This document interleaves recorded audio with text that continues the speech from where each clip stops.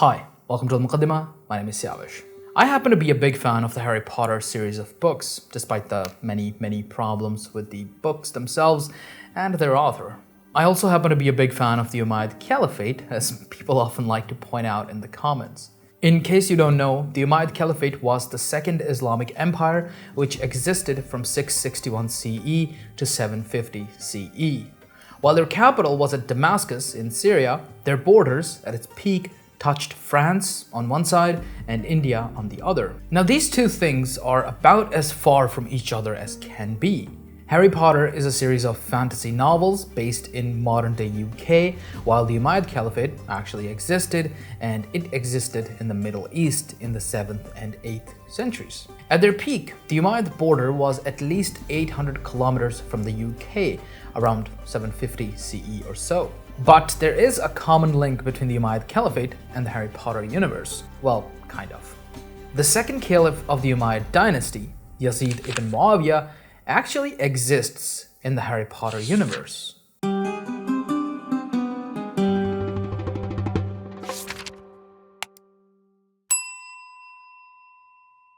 This video is brought to you by, well, you guys. Thanks to my patrons for supporting the channel and making these videos possible. Al-Muqaddimah is funded only by Patreon, and as you can see, the videos take a long time to research, edit, and produce. And it's only because of my patrons that I am able to put this kind of time into these videos and keep them free from any kind of paywall. So if you want to pledge $1 or more to support the channel, you can head over to my Patreon. Link is in the description. You can also become a member right here on YouTube. There's some cool stuff that comes with it. Back to the video. So in the Harry Potter universe, there's a historian called Bathilda Bagshot. She makes an appearance in Harry Potter and the Deathly Hallows and the first of the two movies of that name. Bathilda Bagshot wrote a book in the Harry Potter universe called The Decline of Pagan Magic. On the back cover of that book, there's a story about something. I'm not really sure what the whole story is supposed to be, at least not just by looking at the cover. We'll come back to that in a moment. But there's an interesting name here. Khalid the Persian, son of Jasikis. Now, Khalid the Persian is actually a real person named Khalid, and his father, Jasikis, well, that's Yazid ibn Muawiyah, the second Umayyad Caliph. He is perhaps the most hated figure in the history of Islam because he had Hussein ibn Ali brutally killed in the Battle of Karbala in 680. Hussein ibn Ali was a grandson of Prophet Muhammad himself, and so you can imagine why people hate Yazid so much. Coming back to Khalid the Persian, he was actually not Persian, he was an Arab, but Europeans rarely knew the difference between the two. Okay, so how did Yazid and his son Khalid end up in the Harry Potter universe? Well, that's where it gets less magical or more magical, depending on your point of view of the whole Philosopher's Stone thing. So, a lot of the graphic design work for the props of the Harry Potter movies was done by two artists named Mirafora Mina, whose name, by the way, is very Harry Potter, and Eduardo Lima, whose name is also quite Harry Potter. They were the ones who designed the aforementioned cover of the Decline of Pagan Magic book, which features Yazid and Khalid's name.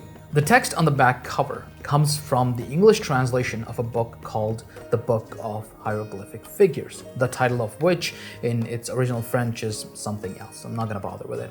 I got my hands on an edition of the book published in 1889, which was digitized and put online by the Library of Congress of the United States. This version of the book is titled Alchemical Hieroglyphics. It's attributed to a man named Nicholas Flamel, who was indeed a real person and was born around 1330 CE or so, but we're not sure if he wrote this book. That name might be familiar to people who've read the Harry Potter books or watched the movies or studied the history of Christianity in France. He also appears in Fantastic Beasts: The Crimes of Grindelwald. I don't know what his role is in the movie, I didn't really want to watch it. Oh yeah, I gotta issue a spoiler warning for that movie, but let's be honest, no one who hasn't watched it is ever gonna watch it. Okay, so in the Harry Potter universe, it was actually Flamel who created the Philosopher's Stone, which is the central artifact of the first book and the first movie. Flamel is an alchemist, and that's how he creates all these wonderful things. He used it to create the elixir of life as well, which helped him live for like 600 years. He worked with Albus Dumbledore and died in the 1990s. Since Flamel exists in the Harry Potter universe, it's also fair to assume that he wrote that book that I talked about before, and based on that, everything in the book is canon to the Harry Potter universe. Alchemy, for those who don't know, was an actual ancient branch of natural philosophy, as Wikipedia calls it, and was sort of a magical version of chemistry where people wanted to transform cheaper metals like iron into gold and so on. They also thought that alchemy held the key to secret knowledge that could create all kinds of wonderful things, among which were the Philosopher's Stone and the Elixir of Life. While alchemy didn't produce those magical things, it did lead to a lot of research and many techniques that are still used in the field of chemistry today. In real life, the Philosopher's Stone was said to be the secret ingredient that would allow one to convert cheaper metals into more expensive ones. However, different people and different eras had different stories about what the Philosopher's Stone was. There are also many stories about where it came from, but the point is that alchemists believed that it was real and spent their lives looking for it. Flamel, even in real life, is said to have created the Philosopher's Stone. This book, the Book of Hieroglyphic Figures, actually begins with Flamel introducing himself and telling us where he got his knowledge of alchemy. Apparently, he had a book written by a man named Abraham the Jew, who used alchemy to turn iron into gold so that Jews could pay the required tribute to the Romans. Anyhow, that's how Flamel comes to learn the skills that he needs to make the Philosopher's Stone and the Elixir of Life. Now, all this is, of course, pure fiction. There's no evidence that the real Flamel was even interested in alchemy. So, who wrote the book and why is Flamel's name on it? We don't know. It just seems that the book gave Flamel a legendary status as an alchemist and made him something like a mythical figure who had all this knowledge about the occult. All this moved him very far from what he was in real life. In real life, he seems to have just been a scribe who somehow had quite a bit of money and did a lot of charity for local churches. Now, full disclosure, I didn't read this book in its entirety. It's very boring and it's about turning iron into gold, and I don't even have any iron, so I'm not really interested in trying to turn it into gold. But from what I understand, it contains a recipe for making the Philosopher's Stone in some sort of an oven. The fire has to be exactly right, and so there he mentions tips and tricks from other sources, such as Pythagoras on how to get the fire just right. That's where he mentioned Khalid the Persian, who suggests that the fire must be measured klibanically. I have no idea what that word means. I looked at other versions of the book and I still couldn't make sense of the word. The only other uses of the word that I could find are also in the same context and are clearly taken from Flamel himself. If you find out what it means, please let me know in the comments. Anyhow, that's the context of why Khalid the Persian shows up in the book. But why Khalid the Persian? Why this random prince from the Islamic world? What did the son of Yazid have to do with the Philosopher's Stone? For that, we have to talk about Khalid ibn Yazid and alchemy in the Islamic world. Khalid ibn Yazid was born around 668 CE or so, during the reign of his grandfather, Caliph Muawiyah, who was the first caliph of the Umayyad dynasty. I have a whole video about him if you want to watch it. Muawiyah passed away in 680 CE, leaving Yazid, Khalid's father, as the next caliph. This was quite contentious, and there was immediately a lot of resistance to his rule. Among the rebels was Hussein ibn Ali, the grandson of Prophet Muhammad, who was killed by Yazid's forces. Anyhow, Yazid died in 683, leaving his young son, Muawiyah II, as the next caliph. Muawiyah II, Khalid's half-brother, was only around 20 at the time and died after a reign of less than 6 months, likely due to some kind of disease. At the time, Khalid was around 15 or so. Yazid himself was quite young when he died, and there was no real plan of succession yet. Yazid hadn't secured power for his sons like his father, Muawiyah, had done for him. As a result, the sons, who were quite young, weren't prepared for the challenge of leadership. Anyhow, Khalid was brushed aside by a distant uncle of his named Marwan.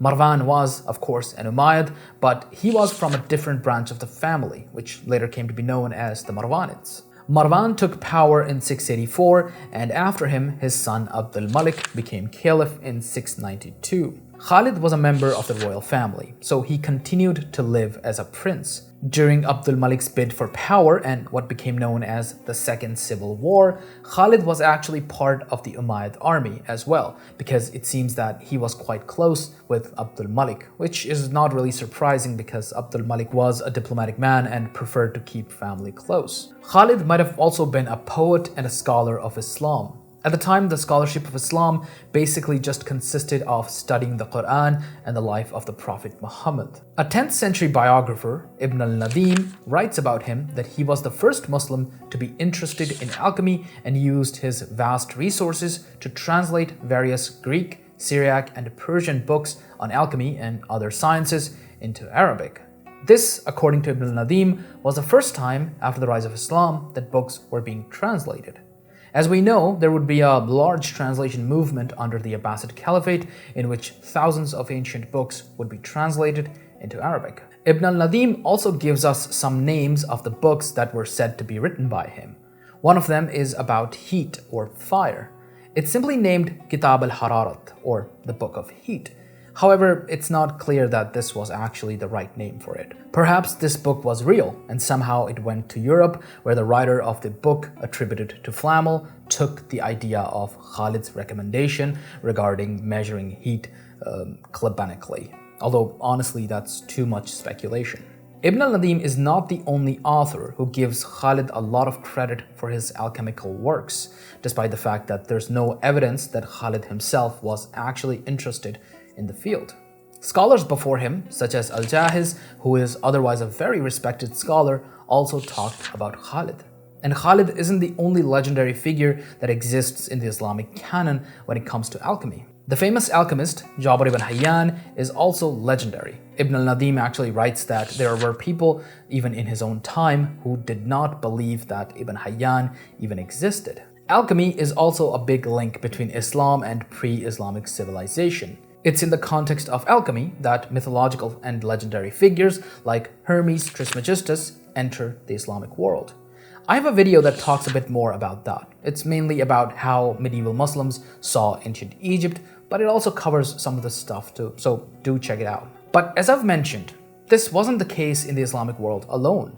In Europe too, people for whom we have no evidence were interested in alchemy were credited with discovering all kinds of things, like Flamel, for example. Now back to Khalid.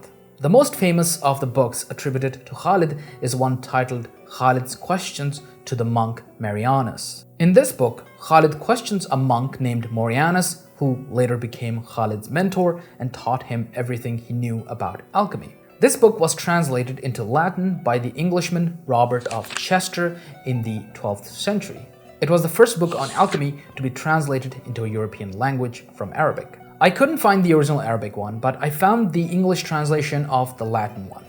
In the book, Khalid is actually a king. His name is King Khalid, the son of YAZID, the son of Mokoya. We simply have no idea why Khalid became so famous. He was just an Umayyad prince, and his father was hated even back then. So why were all these books that were certainly written by someone attributed to him? I think it's possible that Khalid might have been interested in studying philosophy and the sciences during his lifetime.